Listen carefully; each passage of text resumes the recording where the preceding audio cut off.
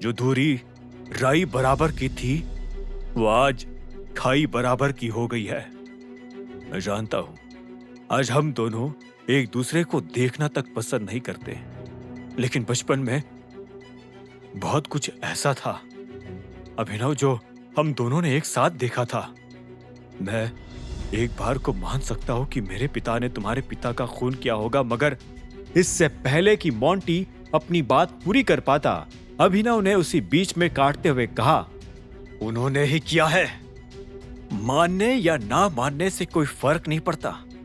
ये बात सच है और सच को मानने या ना मानने से वो झूठ नहीं हो जाता। अभिनव हर एक शब्द को चबा चबा कर बोल रहा था, जिससे वो मोंटी के दिल पर तोप के गोलों की तरह लग रहा था। अभिनव का मन तो कर रहा था कि वो मोंटी का मुंह तोड़ दे, लेकिन उसने जैसे तैसे अपने आप को रोका हुआ था। मोंटी ने खुद उसकी बात पर हाँ में सिर हिलाया और बोला, देखो, मुझे सच में नहीं पता कि तुम जो कह रहे हो वो सही है या नहीं, लेकिन अगर तुम कह रहे हो तो हो सकता है कि वो सच हो। यह सुनते ही अभिनव को गुस्सा आ गया। उसने एक गहरी सांस ली और चिढ़ते हुए दूसरी तरफ देखने लगा। उसका माथा जरूरत से ज्यादा गर्म हो गया था। उसने अपने आप को शांत करने के लिए और अपना पसीना पोंछने के लिए अपने माथे में उंगलियां फेरी और फिर से मोंटी को देखते हुए बोला, तो तुम्हें मेरी बात पर पूरी तरह से विश्वास नहीं है?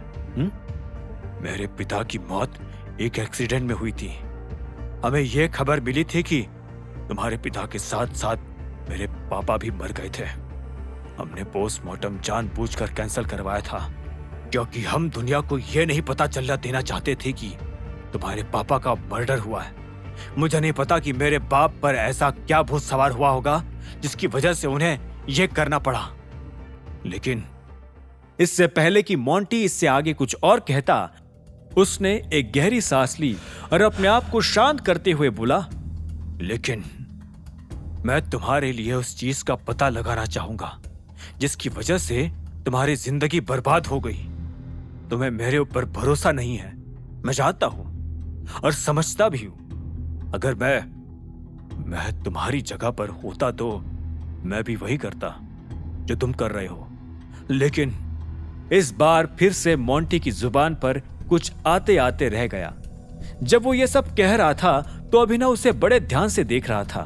वो असल में मोंटी के चेहरे के जरिए उसके ख्यालों को पढ़ने की कोशिश कर रहा था।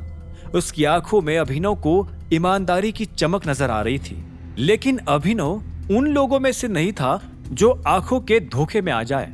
वो किसी पर भी विश्वास करने से पहले उसे पूरी तरह से परखना पसंद करता था, और फिर यहां तो मामला उसके पिता की हत्या का था। तो तुम यह कहना चाहते हो कि तुम्हें नहीं पता तुम्हारे पापा कहाँ हैं? अभिनव ने ठंडे दिमाग से दोबारा वही सवाल किया। किसने कहा कि मैं ये नहीं जानता? मैं जानता हूं मेरे पिता कहाँ है। वो ऊपर है, वहां। मैंने खुद उनकी चिता को अपने हाथों से आग दी थी, मोंटी ने कहा। यह बात सुनते ही अभिनव को अपने ऊपर शक होने लगा। उसे लगा कि उसे उन यादों के गलियारों में फिर से जाने की जरूरत थी जहां से ये ढेर सारे सवाल उसके जहन में आ रहे थे। वो ये देखना चाहता था कि कहीं उससे कोई चूक तो नहीं हुई, कहीं उसकी आंखों को धोखा तो नहीं हुआ, कहीं उसने कुछ गलत तो नहीं देख लिया, या फिर अभी उस होटल में कहीं उसकी आंखों ने उसके साथ खेल तो नहीं किया। सच में वो आदमी राणा ही था या अभिनव का दिमाग उसके साथ कोई गंदा खेल खेल रहा था? अभिनव का जहन सवालों से पूरी तरह लद चुका था और जवाब थे कि मिलने का नाम ही नहीं ले रहे थे। इतने में मोंटी ने कहा, तुमने मेरे साथ जो किया उस पर मैं नाराज हूं, लेकिन मैं कभी तुम्हें नुकसान नहीं पहुंचाऊंगा। मैं अपनी आखिरी सांस तक तुम्हारे साथ खड़ा रहूंगा।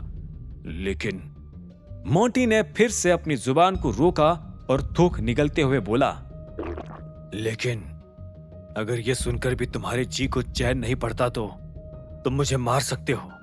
अपने पिता के पापों का प्रायश्चित करने के लिए मैं तुम्हारे हाथों मरने के लिए तैयार हूं। अगर तुम्हारे कलेजे को इससे जरा सी भी ठंडक पड़ती है तो एक पल के लिए भी मत सोचो और मार डालो मुझे। इतना कहते ही मोंटी की आंखों से आंसू गिरने लगे। वो रोते हुए बोला, उफ तक नहीं करूंगा। खुशी खुशी मरूंगा। मैं टाइगर का आदमी हूं और टाइगर के हाथों मारे जाना अपनी शान समझूंगा। अपने बाप के पाप की भरपाई के लिए मैं कुछ भी करूंगा। आगे की कहानी जानने के लिए देखें अगला एपिसोड सिर्फ पॉकेट एफएम के यूट्यूब चैनल पर, और द रिटर्न ऑफ टाइगर के सारे एपिसोड्स को सुनने के लिए डिस्क्रिप्शन में दी लिंक से डाउनलोड करें पॉकेट एफएम ऐप।